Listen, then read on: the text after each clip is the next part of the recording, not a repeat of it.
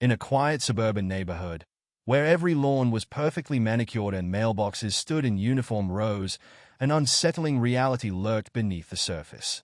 The Homeowners Association, HOA, originally intended to preserve the community's charm, had become a tyrannical regime under the iron rule of its self-appointed queen, Karen. Mark, a no-nonsense man new to the neighborhood, was blissfully unaware of the storm brewing around him. He simply wanted to enjoy his new home in peace. That peace shattered the moment he received his first HOA violation notice. A crisp white envelope, marked with the dreaded HOA insignia, bore a message both absurd and infuriating. Curtains visible from the street must be beige or white. Yours are light gray. Immediate compliance required. Fine, $50.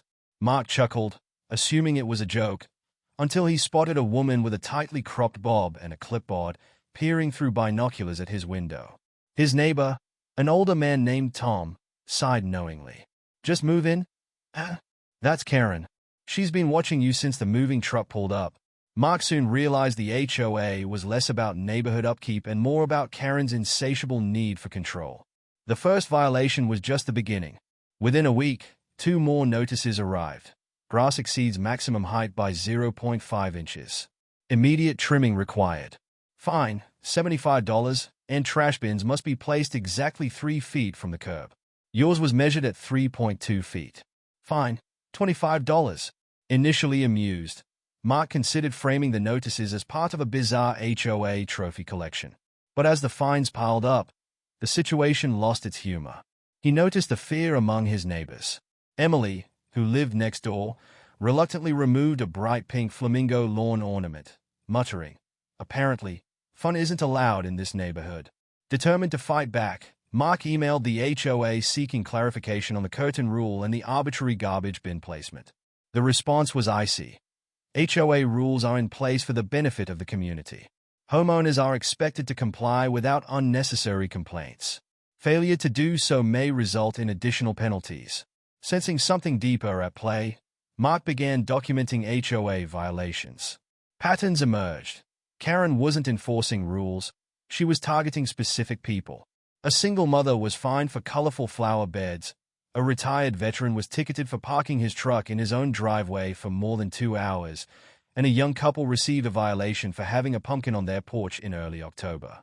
Meanwhile, Karen's inner circle faced no consequences. Then, one evening, Mark caught a woman crouched behind his bushes with a measuring tape. "Seriously?" he asked. Startled, she yelped and scurried off, muttering about verifying compliance. Karen's harassment escalated. A fine arrived for tire marks on driveway visible from the street. "Fine, $50. Tom chuckled. "You're on Karen's watch list now. She doesn't stop until you break or move out." But Mark refused to back down. He turned to pettiness, repainting his mailbox in the exact regulation shade but adding a microscopic dot of another color, meticulously chalking outlines for his trash bins at precisely 3 feet, and trimming his grass to laser-measured perfection. Karen fumed, but legally, she had nothing on him. Then she went nuclear. One of her cronies, Greg, took photos of Mark's house, leading to a violation for excessively bright porch lighting. The final straw came when Karen called 911, accusing Mark of trespassing on his own property and using unauthorized surveillance equipment. The responding officer, unimpressed, dismissed the claims. Mark had enough. He dove into the HOA's bylaws and uncovered a goldmine of financial discrepancies. With the help of Susan, a sharp-witted resident with accounting experience, he discovered thousands of dollars in misallocated funds. During the next HOA meeting, Mark and Susan laid out their evidence. The room erupted in outrage. Even Karen's loyal supporters turned on her when an elderly homeowner stood and declared, "We're done with you." Karen was removed from power, and state auditors launched an investigation. The results were damning. Thousands of dollars funneled into Karen's personal home improvement projects, fake maintenance fees, and HOA funds covering her personal legal expenses. Faced with disgrace and legal trouble, Karen was forced to sell her house and move. Under new leadership, the HOA reversed Karen's absurd policies, refunded unfair fines, and lowered fees.